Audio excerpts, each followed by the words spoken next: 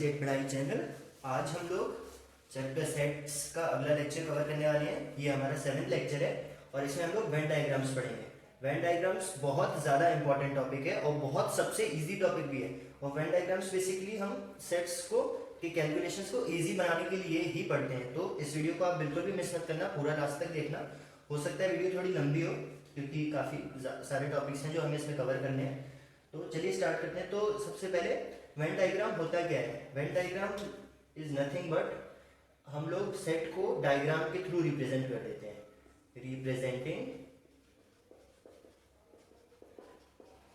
Sets through diagram. Diagram से set को represent करने से काफ़ी आसान हो जाते हैं कैलकुलेशंस।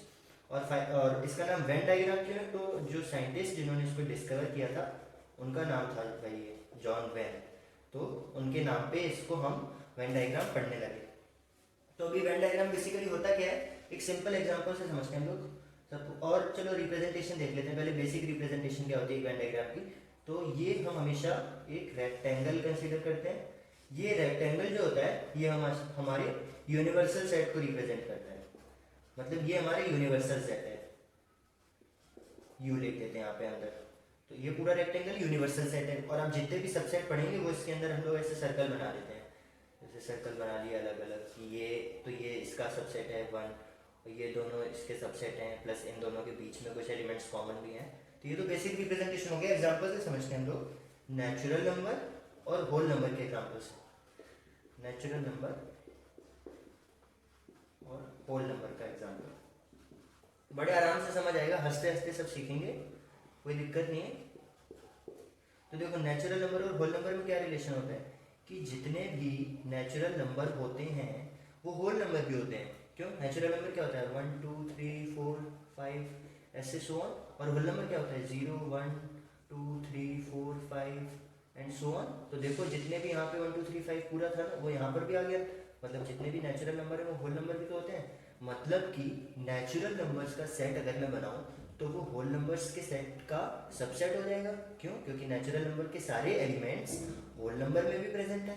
तो इसको देखो यहाँ पर कैसे बनाएंगे हम लोग। सबसे पहले तो यूनिवर्सल सेट बना दिया हमने, उसके बाद हमने होल नंबर का सेट बनाया। ये हमारे होल नंबर है। यूनिवर्सल सेट के लिए यू लिखा, होल नंबर के लिए अंदर ही डब्ल्यू लिखना चाहिए पर यहाँ चलो लिख देते हैं डब्ल्यू लिखा। और नेचुरल नंबर क्या है? इसका सबसेट है। जैसे ही हमें पता चला कि ये इसका सबसेट है, हम सबसेट को हमेशा उसके अंदर बनाते हैं। तो ये नेचुरल नंबर का सेट हो गया। अभी ये जो बची हुई जगह है ये क्या है? ये जीरो एलिमेंट है। ये एलिमेंट जीरो है क्योंकि बाकी सब तो कॉमन है। तो इस पूरे सर्कल इस पूरे छोटे सर्कल और बड़े सर्कल में कॉमन एरिया कौन सा है? यही वाला अंदर वाला। तो जो अनकॉमन एरिया बचा ये किस चीज का बचा? इस जीरो का बचा जो खाली था, जो हमने नहीं लिया था। तो ये तो बेसिकली ये हो गया कि होता क्या है वेन डायग्राम। तो अभी अलग अलग ऑपरेशन होते हैं जो हम लोग सेट पे परफॉर्म कर सकते हैं वेन डायग्राम के थ्रू। तो 2 ऑपरेशन होते हैं, वैसे तो बहुत ज़्यादा नहीं है वो, और उनसे एसोसिएटेड प्रॉपर्टीज हम लोग देख लेते हैं। उसके बाद सारी चीज़ें बहुत आराम से सॉल्व की जा सकती हैं। ओके, तो पहला ऑपरेशन जो हम सेट्स पे परफॉर्म करते हैं वो है यूनियन ऑफ सेट्स। तो यूनियन क्या होता है? तो यूनियन की डेफिनेशन यहाँ पे मैंने लिख ली है। The union of two sets A and B is the set C which consists of all those elements which are either in A or in B or in both। मतलब कि अगर मेरे पास कोई 2 सेट हैं A और B, तो A union B, इस operation को हम क्या बोलेंगे? A union B। इसको लिखते कैसे हैं? इसको हम लिखते हैं A यूनियन B। तो A यूनियन B क्या हो जाएगा हमारा? अगर 2 एलिमेंट ए और बी है मेरे पास, 2 सेट, तो ए यूनियन बी वो हो जाएगा कि जितने भी एलिमेंट्स ए में आते हैं, जितने भी एलिमेंट्स ए में आ रहे हैं और जितने भी एलिमेंट्स बी में आ रहे हैं, वो सारे एलिमेंट्स का एक सेट सी जिसमें सारे एलिमेंट्स हों, जितने भी ए में आ रहे हों या बी में आ रहे हों या दोनों में आ रहे हों। तो अगर इसको मैं रिप्रेजेंट करूँ तो ये क्या हो जाएगा वेन डायग्राम में? अगर इसको रिप्रेजेंट करें, मान लो कि कुछ एलिमेंट्स मेरे ऐसे ए में है, ये मेरा यूनिवर्सल सेट है, और कुछ एलिमेंट्स बी में है, ये ए है, ये मेरा बी है, और दोनों में कुछ एलिमेंट्स कॉमन भी हैं। तो अगर मैं एक यूनियन इनका लूँ, ए यूनियन बी करूँ, तो कौन से एलिमेंट्स बेसिकली मैं कवर करूँगा? वो जो ए में है, मतलब कि ये सारे, वो जो बी में है मतलब कि ये सारे, और या फिर वो भी जो दोनों में है तो ये सारे, मतलब कि ये पूरी ही फिगर मैंने कवर कर ली यूनियन ऑपरेशन में। मतलब ए यूनियन बी का मतलब ये सारे एलिमेंट्स जितने भी हैं ये सब कवर हो गए इसमें, ठीक है। तो ए यूनियन बी तो ये हो गया कि जितने भी एलिमेंट्स या तो ए में है या बी में है या दोनों में है, उनको हम लोग बोल देंगे कि वो ए यूनियन बी के एक सेट में आएंगे। तो अभी प्रॉपर्टीज हैं कुछ यूनियन की। तो पहली प्रॉपर्टी है A union B is equal to B union A. आपको अगर याद हो तो बचपन में हम लोग इसी को कॉम्यूटेटिव लॉ बोलते थे, कॉम्यूटेटिव लॉ। तो देख के भी पता चल रहा है, मैं ए यूनियन बी ले लो या बी यूनियन ए ले लो, बात तो एक ही होगी कि ए के एलिमेंट बी के एलिमेंट और दोनों के कॉमन एलिमेंट, या फिर इसको मैं घुमा के भी बोल दूं कि बी के एलिमेंट ए के एलिमेंट और दोनों के एलिमेंट, तो बात तो एक ही होगी। तो ये कॉम्यूटेटिव लॉ फॉलो करता है। इसी तरीके से इस लॉ को हम क्या बोलते हैं, एसोसिएटिव लॉ। तो ये एसोसिएटिव लॉ भी फॉलो करेगा। क्या मतलब, ये अगर तीन सेट है मेरे पास ए बी और सी, यहाँ पे मैं एक और सी भी बना देता तो भी ए और बी और सी में क्या हो जाएगा, तीनों इस तरह से इंटरसेक्ट करेंगे आपस में, तो ये एसोसिएटिव लॉ भी फॉलो करेगा। तो ये दोनों तो बिल्कुल सिंपल थे, कम्यूटेटिव लॉ और एसोसिएटिव लॉ। अभी आती है हमारी तीसरी प्रॉपर्टी। ये क्या कहती है कि किसी भी सेट ए का अगर मैं फाई के साथ यूनियन लूं तो हमें वही सेट ए दोबारा मिल जाता है। ये कैसे होगा भाई, चलो तो इसको अगर मैं डायग्राम से देखूं, तीसरे वाले को अगर मैं डायग्राम से रिप्रेजेंट करूं तो ये हो गया हमारा यूनिवर्सल सेट, ठीक है। और इसमें एक सेट है ए और दूसरा तो फाई है, तो फाई तो कुछ होता ही नहीं है। तो अगर ए का मैं इस ए सेट का फाई मतलब किसी नहीं के साथ यूनियन लूंगा तो क्या होगा, जितने भी एलिमेंट्स ए में है मतलब ये सारे, प्लस जितने भी एलिमेंट फाई में तो कोई एलिमेंट है ही नहीं वो, प्लस जितने भी दोनों में, तो दोनों में कॉमन एलिमेंट भी क्या है, वही जो ए में। तो अल्टीमेटली देखो मैंने कौन सा एरिया शेड किया, पूरा वही तो शेड किया जो ए में है। तो ए यूनियन फाई क्या हो जाएगा, ए ही तो हो जाएगा। और अगर प्रैक्टिकली भी आप उसको सोचो डेफिनेशन के तौर पे, तो देखो एक चीज का यूनियन मतलब कि तुम्हारे भी सारे और मेरे भी सारे। तो ए यूनियन फाई में ए के भी सारे और फाई के भी सारे, तो फाई में तो कुछ होता ही नहीं है। तो अल्टीमेटली जब ए का फाई के साथ यूनियन लिया जाएगा तो ए तो बच जाएगा हमारे पास, क्योंकि इन्हीं के सारे एलिमेंट्स यूज हो रहे हैं यहाँ पर सिर्फ। ऐसे ही ए यूनियन ए के बराबर है। अगर मैं ए लिया है मैंने और इसी का मैं इसी के साथ यूनियन लूँ, मतलब ए के भी सारे एलिमेंट हो और ए के भी सारे एलिमेंट हो, तो ऐसा कौन सा सेट होगा, ऐसा जो सेट बनेगा वो कुछ नहीं बल्कि खुद ए सेट ही तो बन जाएगा। मतलब ए यूनियन ए मतलब इसमें सारे एलिमेंट्स हो और इसके सारे एलिमेंट्स हो और दोनों के कॉमन। तो जब ये सेट खुद ही दोनों सेम है तो इसके एलिमेंट और इसके एलिमेंट उन दोनों के कॉमन एलिमेंट सब कुछ सेम नहीं हो जाएगा, सब चीज एक ही बात हो जाएगी। क्या हो जाएगी, ए, मतलब ए यूनियन ए भी हमारा ए के बराबर ही आ जाएगा। अगर ये नहीं भी समझ आ रहा है तो हम लोग क्वेश्चन करेंगे, ये सब चीजें आपको बड़े आराम से समझ आएंगी, ये सब इतनी हार्ड नहीं है। अब ये यूनिवर्सल सेट है, कंफ्यूज मत होना इसमें। यूनिवर्सल सेट का यूनियन अगर ए से लेंगे तो यूनिवर्सल सेट आ जाएगा। ये कैसे, यूनिवर्सल सेट का यूनियन ए के साथ, अब डेफिनेशन के तौर पे देखो तो क्या आएगा, एक ऐसा सेट जिसमें ए के सारे एलिमेंट हो, एक ऐसा सेट जिसमें ए के भी सारे एलिमेंट हो, जिसमें यू के भी सारे एलिमेंट हो और ए और यू दोनों के सारे एलिमेंट हो। तो यूनिवर्सल सेट तो होता ही हुआ है, जैसे मैंने बताया था फादर सेट, मतलब इसमें तो ऑटोमेटिकली ए के सारे एलिमेंट होंगे ही होंगे और इन दोनों ए के सारे एलिमेंट होंगे, मतलब ए तो सबसेट हो गया यू का। और जैसे ही मैंने कहा कि इसका सबसेट हो गया मतलब कि इनका यूनियन लेते ही यूनिवर्सल सेट आएगा। क्यों, क्योंकि अगर डेफिनेशन से देखो तो ए के सारे एलिमेंट भी यूनिवर्सल सेट में, यू के सारे एलिमेंट भी खुद भी यूनिवर्सल सेट में और दोनों के कॉमन भी यूनिवर्सल सेट में हैं। तो जब भी यूनिवर्सल सेट का यूनियन लेंगे किसी भी सेट ए के साथ या कोई सा भी सेट हमें गिवन होगा तो वो खुद यूनिवर्सल सेट ही आएगा। जैसे कि इसको अगर डायग्राम से देखें फिफ्थ वाले को तो क्या हो जाएगा, यूनिवर्सल सेट और यहाँ पर एक मेरा ए। तो डेफिनेशन क्या कहती है, ए के सारे एलिमेंट मतलब ये पूरा, यू के सारे एलिमेंट मतलब ये पूरा, और ए और यू में जो एरिया कॉमन है वो सारे। तो कॉमन कौन सा है, यही ए वाला ही कॉमन था एरिया हमारा, तो ये एरिया। तो अभी देखो मैंने कौन सा एरिया शेड किया, मैंने सब शेड कर दिया। तो बेसिकली सब क्या है, यूनिवर्सल सेट ही तो है, मैंने सब शेड कर दिया तो यूनिवर्सल ही आ गया। तो ये था हमारा ऑपरेशन ऑन सेट का पहला पार्ट जो कि यूनियन है। अभी इसके अलावा एक चीज और होती है जो हम अब पढ़ेंगे। ओके, तो अभी दूसरा ऑपरेशन है इंटरसेक्शन ऑफ सेट्स। तो इंटरसेक्शन ऑफ सेट्स की क्या डेफिनेशन है, intersection of two sets A and B is the set C which consists of all those elements which are present in both A and B। तो पहले क्या था कि या तो ए में हो या बी में हो, तो अब क्या है कि ए में भी होने चाहिए वो एलिमेंट और बी में भी होने चाहिए। इसको सिंबल में हम ऐसे रिप्रेजेंट करते हैं, ए इंटरसेक्शन बी, और यूनियन कैसे करते थे, ए यूनियन बी। तो अगर इसको डिफाइन करना हो तो मैथमेटिकली कैसे करेंगे, ए इंटरसेक्शन बी एक ऐसा सेट है x where x belong to A and x belong to B, A में भी होना चाहिए एंड बी में भी होना चाहिए। और यूनियन को कैसे डिफाइन करते थे, x where x belongs to A, और या तो ए में हो या बी में हो वो एलिमेंट। तो ये तो इनकी मैथमेटिकल डेफिनेशन होगी। तो अभी डायग्राम में आप बताओ मुझे कि इंटरसेक्शन के लिए मैं कौन सा एरिया शेड करूंगा। पहले तो इंटरसेक्शन वैसे ही आप समझ जाओ, इंटरसेक्शन मतलब जहां दो चीजें मिल रही हो, और लिखा भी है जो एलिमेंट ए और बी दोनों में हो। तो अगर मुझे इसको डायग्राम से रिप्रेजेंट करना हो तो ए और बी दोनों में कौन से एलिमेंट कॉमन है, ये वाले एलिमेंट कॉमन है। तो ए इंटरसेक्शन बी ये एरिया है, ये एरिया क्या है, ए इंटरसेक्शन बी। और ये पूरा शेड कर देता मैं अगर दोनों सर्कल और बीच वाला एरिया, तो वो हो जाता ए यूनियन बी, जैसा मैंने पहले यूनियन करते वक्त समझाते वक्त किया था। तो अभी प्रॉपर्टीज देख लेते हैं इंटरसेक्शन की। तो इसमें भी वही प्रॉपर्टीज देखो लग रही हैं। ये कौन सी प्रॉपर्टी है, कॉम्यूटेटिव प्रॉपर्टी। क्यों, क्योंकि ए का बी के साथ इंटरसेक्शन है, बी का ए के साथ इंटरसेक्शन एक ही बात है, तो कॉम्यूटेटिव लॉ इसमें लग रही है। सिमिलरली इसमें एसोसिएटिव लॉ भी लग रही है।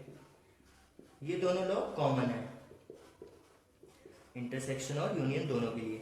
अभी ये मैंने यहाँ पर लिखा नहीं है, अब आप मुझे बताएंगे intersection of phi null set with A, मतलब कि एक नल सेट का ये यूनियन है, ये मेरा ए एक सेट है और फाइव तो एग्जिस्ट करता ही नहीं है, फाइव मतलब कुछ नहीं। तो फाइव और ए का इंटरसेक्शन क्या हो जाएगा, जो फाइव और ए दोनों में कॉमन है, तो फाइव और ए दोनों में कॉमन क्या होगा, कुछ नहीं कॉमन होगा, क्योंकि फाइव में तो कोई एलिमेंट ही नहीं है। तो फाइव का ए के साथ इंटरसेक्शन मुझे क्या दे देगा, फाइव ही दे देगा, क्योंकि फाइव मतलब कुछ नहीं और दोनों के इंटरसेक्शन में कुछ कॉमन नहीं आ रहा है, तो फाइव मिल गया। ऐसे ही अगर ए का मैं खुद ए के साथ इंटरसेक्शन कर दूं तो क्या आएगा मेरे पास, अगर ए और ए का इंटरसेक्शन करें तो दोनों में कॉमन एरिया क्या आएगा, ए ही तो आएगा। ऐसे ही यू और ए का अगर मैं इंटरसेक्शन करूं, यूनिवर्सल सेट और ए, दोनों में कौन सी चीज कॉमन है, ये इतना पोर्शन कॉमन आ रहा है, तो यूनिवर्सल और ए का कॉमन क्या एरिया है, ये भी सिर्फ ए है। अभी एक बात और शायद मैंने पिछले में नहीं लिखी थी, ये वाली लॉ और ये वाली लॉ का वैसे कोई नाम नहीं है, इसको हम लोग डायरेक्टली लॉ ऑफ फाइव और इसको हम लोग लॉ ऑफ यूनिवर्सल सेट बोल सकते हैं। इस वाली लॉ को हम लोग बोलते हैं आइडेम्पोटेंट लॉ। पिछले वाले में भी शायद मैं ये लिखना भूल गया था, उसमें भी आइडेम्पोटेंट लॉ ही हम इसको बोलते हैं, आइडेम्पोटेंट लॉ। खुद के साथ यूनियन या फिर इंटरसेक्शन लेना, इसको आइडेम्पोटेंट लॉ बोलते हैं। इसमें एक प्रॉपर्टी और है जो आपको याद हो, ये भी जब भी हम कम्यूटेटिव और एसोसिएटिव पढ़ते थे तब हम एक प्रॉपर्टी पढ़ते थे, डिस्ट्रीब्यूटिव प्रॉपर्टी। तो डिस्ट्रीब्यूटिव लॉ क्या है, डिस्ट्रीब्यूटिव लॉ ये है कि अगर मुझे गिवन है ए का इंटरसेक्शन बी यूनियन सी के साथ, तो इसको मैं लिख सकता हूं ए इंटरसेक्शन बी और ए इंटरसेक्शन बी का क्या यूनियन किसके साथ, ए इंटरसेक्शन सी के साथ। तो ये थी हमारी डिस्ट्रीब्यूटिव लॉ, मतलब कि intersection is distributive over what, over union.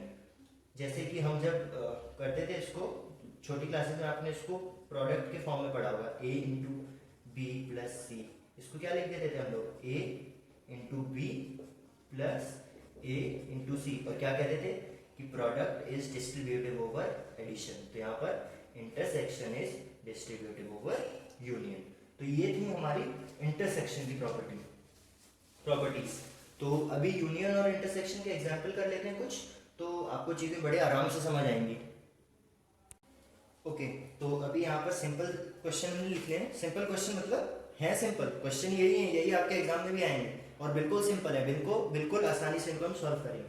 तो let A is a set and B is a set and we are suppose to find A union B. हमें इस ए और बी का यूनियन फाइंड करना है। तो ए यूनियन बी क्या होता है, एक ऐसा सेट जिसमें ए के सारे एलिमेंट्स हों और बी के भी सारे एलिमेंट्स हों और दोनों में जो कॉमन है वो भी हो।